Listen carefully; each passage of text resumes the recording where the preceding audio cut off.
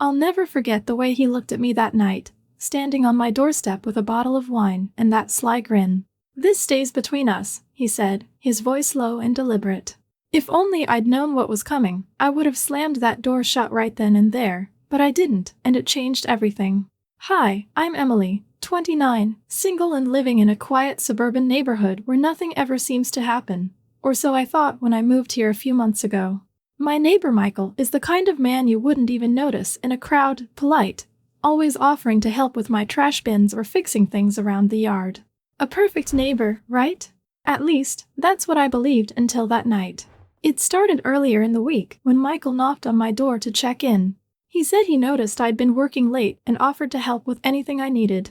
I thanked him, thinking it was sweet, but something about his tone felt off, like there was a subtext I wasn't catching. Later that evening I found a handwritten note tucked under my welcome mat. "You're special. People probably don't tell you that enough, but you should know." I laughed nervously. Was it harmless? Still, I couldn't shake the strange feeling it left behind. A couple of days later he came over again, this time with the wine.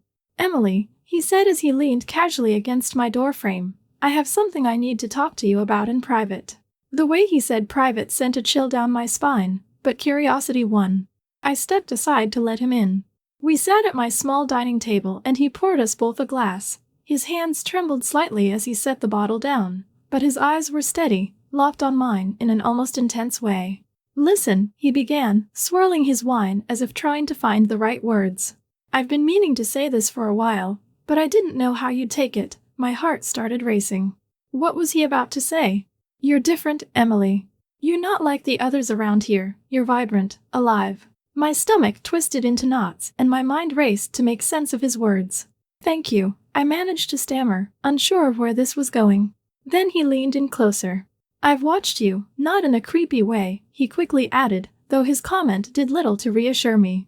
"You remind me of someone I used to know, someone who brought light into my life." My breath caught in my throat. This wasn't a casual neighborly chat anymore, it was something else entirely. Then he said it. "I need you to promise me something. No matter what happens, this stays between us, just you and me." What could he possibly mean by that? Why did it feel like there was a storm brewing, one that would pull me in whether I wanted it or not? I had no idea just how far this was about to go. What happened next would turn my life into something out of a nightmare, and trust me, you'll want to stick around for this. When I first moved into this neighborhood, I was desperate for a fresh start. My breakup with Jason had left me drained emotionally, mentally, and financially. A small house in the suburbs seemed like the perfect escape from the chaos of my old life, quiet, unassuming, and far away from anything that reminded me of him. It didn't take long for me to meet Michael. He lived next door in a house that looked like it hadn't changed since the 80s, brown siding, a creaky front porch, and wind chimes that seemed to jingle constantly. The first time we spoke, he was mowing his lawn and waved me over with a wide smile. "Welcome to the neighborhood," he called out. "If you need anything, don't hesitate to ask, I'm just next door." He seemed harmless, friendly.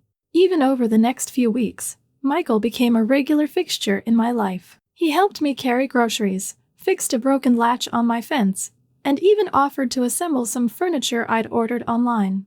Such a gentleman, I joked to one of my coworkers over coffee, the kind of guy you wish more people were like. But there was something about him, something that didn't quite fit the image of the perfect neighbor. It was the way his compliments felt loaded. "You're such a hard worker," he'd say, his gaze lingering a little too long. Or, "This neighborhood feels brighter with you in it." At first I brushed it off. Older men can be a little old-fashioned with their flattery, right? But then there was the way he watched me. Subtle moments when I'd catch him peering through his blinds as I unloaded groceries or knowing exactly when I'd just come home from work. One evening, I was out watering my plants when Michael walked over with 2 glasses of iced tea. "You've been out here for hours," he said as he handed me one. "Thought you could use a drink." I smiled, appreciating the gesture. "Thanks, Michael, you're too kind." He leaned on the fence, looking at me with that same lingering gaze. "Kindness is rare these days, Emily, especially towards someone as special as you." His words made me pause, but I laughed it off and changed the subject.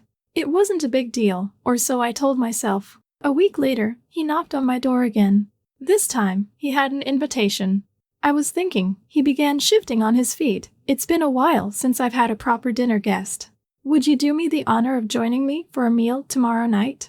I hesitated. I'd never been inside his house before, and something about the way he asked felt strange. Yet his smile was warm, and I didn't want him to feel rude. Sure, that sounds nice, I replied, hoping it would be nothing more than a neighborly gesture. The next evening, I found myself standing on his porch. His house was as dated inside as it was outside, wood panel walls, shag carpet, and the faint scent of something musty, but it was cozy in its own way. Michael had gone all out for dinner, steak, roasted vegetables, and a bottle of red wine already open on the table. Only the best for my favorite neighbor, he said with a wink as we ate. The conversation turned surprisingly personal. He talked about his late wife, how lonely it had been since she passed. You remind me of her, he said, his voice soft, not in the way you look, but in the way you carry yourself. There's a lightness about you. I smiled politely, unsure how to respond. By the time dinner was over, I was ready to leave, but Michael wasn't finished. Let's have a glass of wine in the living room, he suggested, motioning toward a couch that looked older than I imagined. As we sat, I noticed how close he was, his knee brushing against mine. Emily, he began, his tone more serious now, I need to tell you something.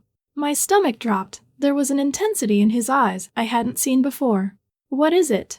I asked, trying to sound casual. He leaned forward slightly, his voice dropping to a near whisper. You're the best thing to happen to me in a long time. I know there's an age difference, but I think we have a connection, something real. I felt frozen, unable to find the right words.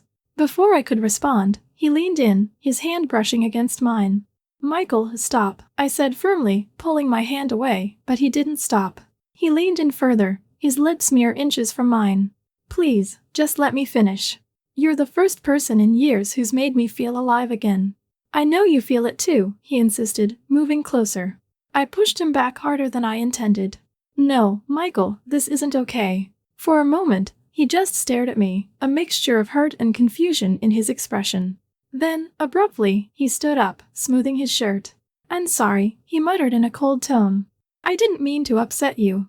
I watched as he walked to the door and left without another word. As soon as he was gone, I locked the door and sank onto the couch, my hands shaking, wondering what had just happened.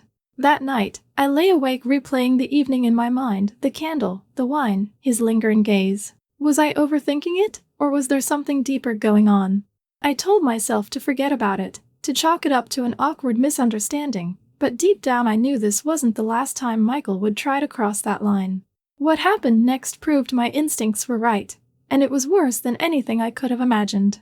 After that dinner, things with Michael started to change. He wasn't just the helpful neighbor anymore. Suddenly, he was everywhere.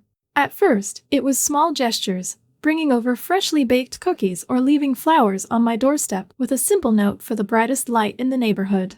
Michael, it felt harmless, though a bit excessive. I told myself he was just being kind. But soon, the notes became more personal. One day, I found a neatly folded piece of paper in my mailbox that read, Emily, you're not like anyone I've ever known. Every time I see you, a piece of me comes alive again. Thank you for that. I stared at the note for a long time, unsure what to make of it. It was flattering, sure, but also inappropriate. I hadn't given him any reason to think we were anything more than neighbors. Things escalated when he started offering to pay for things. One morning, I found him waiting outside as I was heading to work. Good morning, Emily, he called out cheerfully, holding a steaming cup of coffee for me. Thought you could use this. I smiled and accepted the cup, but his next words sent a chill through me. By the way, if you ever need help with bills or anything, just let me know. I know how tough it can be for someone in your situation. My smile froze. That's very kind of you, but I'm really fine. He nodded, though the look in his eyes suggested he didn't believe me. Over the next few weeks, Michael's presence became suffocating. Every time I stepped outside, there he was. If I went to the grocery store, he'd offer to carry my bags. If I was working in the yard, he'd appear with tools to help.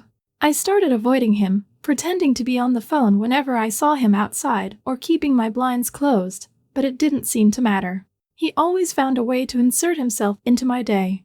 One evening, I came home to find a bottle of wine on my porch with a note. You looked stressed this morning, thought this might help. Let me know if you want company. My stomach twisted as I read it. How did he know I'd been stressed? I had even seen him that same day. The final straw came on a Friday night. I was curled up on the couch watching a movie when there was a knock at the door. I hesitated and then opened it to find Michael holding another bottle of wine. I considered pretending I wasn't home, but his voice called out, "Emily, I know you're in there. I saw your car." With a sigh, I opened the door.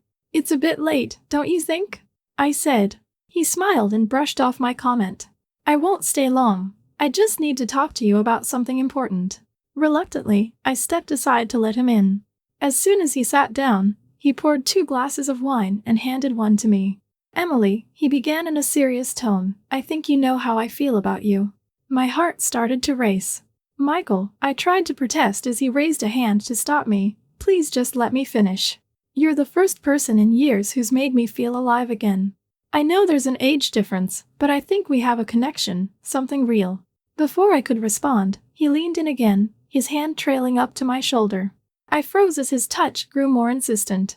"Don't have to be afraid," he murmured, his voice low and steady. "Just let yourself feel it." I should have pulled away, should have walked out the door, but in that moment, the weight of everything, the tension, the strange pull I couldn't explain kept me rooted in place. "This is wrong," I whispered, but my voice lacked conviction. "Then tell me to stop," he said, his face inches from mine. I opened my mouth, but no words came. Instead, his lips brushed against mine, tentative at first, then firmer. My heart pounded as I stood there, caught between the urge to push him away and the undeniable pull that had been building for weeks. The kiss deepened, and I felt his hands move to my waist, pulling me closer. It was overwhelming, his intensity, the way he seemed to pour every unspoken feeling into that moment. But as the heat of the kiss consumed us, a sharp voice in the back of my mind screamed to stop. I abruptly pulled back, breaking the connection. This can't happen," I said, my voice shaking.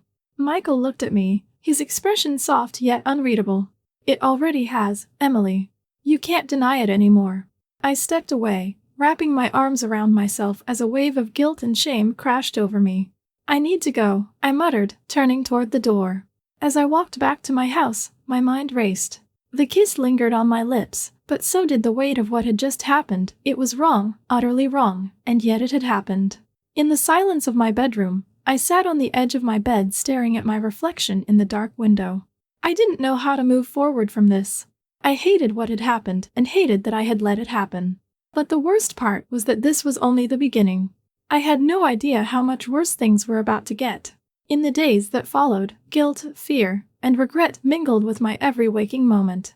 I wanted to pretend it hadn't happened, to push it so far into the recesses of my mind that it would feel like a bad dream, but Michael wouldn't let me forget. His messages began coming in. "Emily, we need to talk. You can't avoid this forever. Don't make me do something we'll both regret." I ignored them at first, deleting each one as soon as it appeared, but then came the phone calls. When I finally picked up, his voice was calm but chilling. "Emily, you're making this harder than it needs to be. We're connected now, whether you like it or not. You can't just walk away." "I can and I will," I snapped. "Stay out of my life, Michael." He chuckled, a sound that sent a shiver down my spine. "Oh, Emily, you really don't understand. Do you?" he said. "I have something that will make sure you don't go anywhere." At first, I didn't know what he meant, but then I received an email from an untraceable address. The subject line made my stomach drop, "For your eyes only."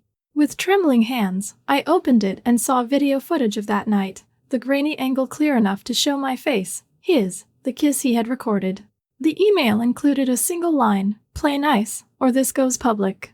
I felt as if the air had been knocked out of me.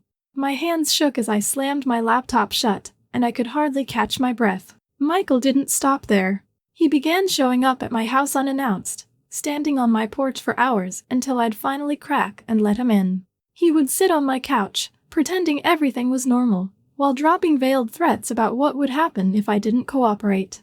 "If you think your coworkers won't judge you for this," he would say with a smirk, "just wait until they see what I can do."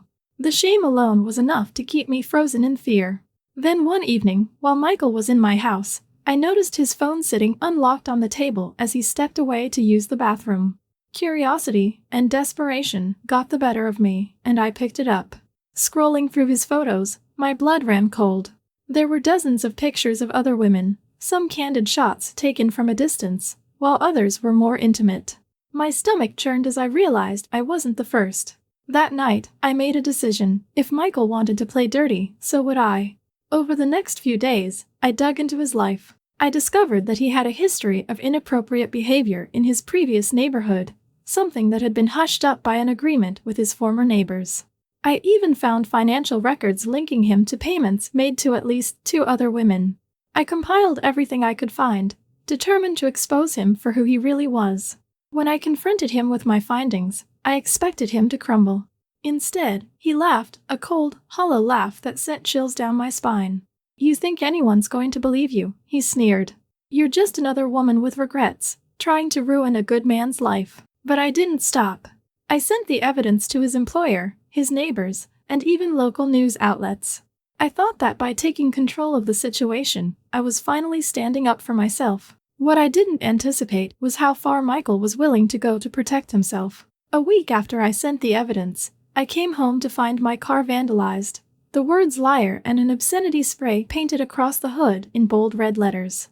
Then came anonymous calls, hushed whispers at work, and strange looks from my neighbors. Michael had turned the tables, painting himself as the victim and me as the unstable woman trying to ruin his life. I thought exposing him would free me, but it only pulled me deeper into his web.